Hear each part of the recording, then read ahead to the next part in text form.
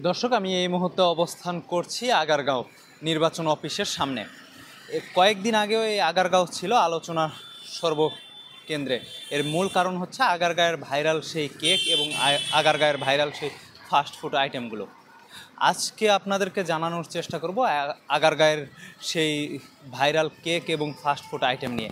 এবং এইখানে যে সেনাবাহিনী বা আইন শৃঙ্খলা বাহিনীর যে অভিযান হয়েছিল, তারপরে আগারগাঁয়ের এই যেখানে ফাস্টফুড আইটেম বা কেক পেস্ট্রি যেগুলো উঠেছিল, সেই জায়গাটা বা এই জায়গাটাতে কী অবস্থা এখন বিরাজ করছে, সকল কিছুই জানানোর চেষ্টা করব। দর্শক, আপনারা দেখছেন যে আগারগাঁয়ে কিন্তু যে কেকের জন্য যে ভাইরাল হয়েছিল, সেই আগারগাঁয়ে কিন্তু এখন ঘুরে একটিও কেকের দোকান কিন্তু পাওয়া যায়নি।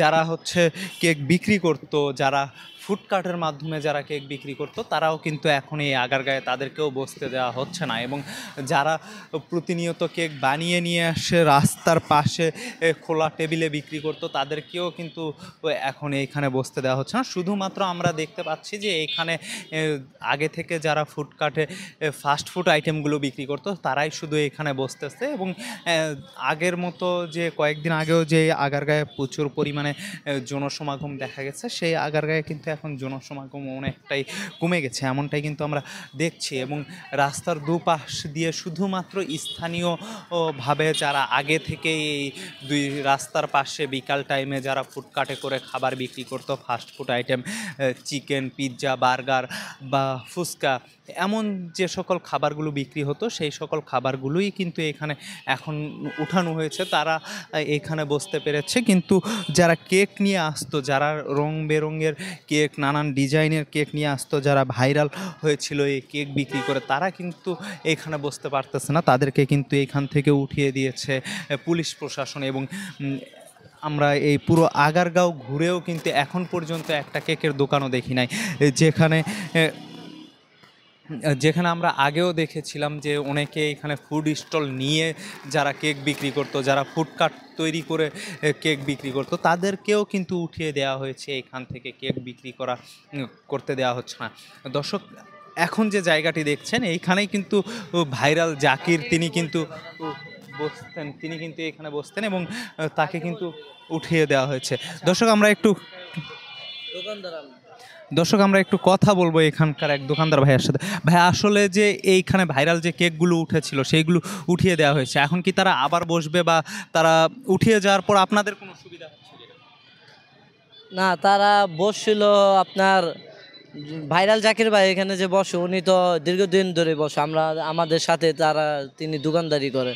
তা এখানে আপনার সমস্যাটা হয়েছে কি জানেন, আপনার এই যে নির্বাচনের মোড়টা যেখানে, এখানে কিন্তু একটা নিরাপত্তার বিষয় আছে। এখানে যেমন আপনার নির্বাচন প্রধান যে আছে, ওনা পর্যন্ত বাইরে হতে পারেনি।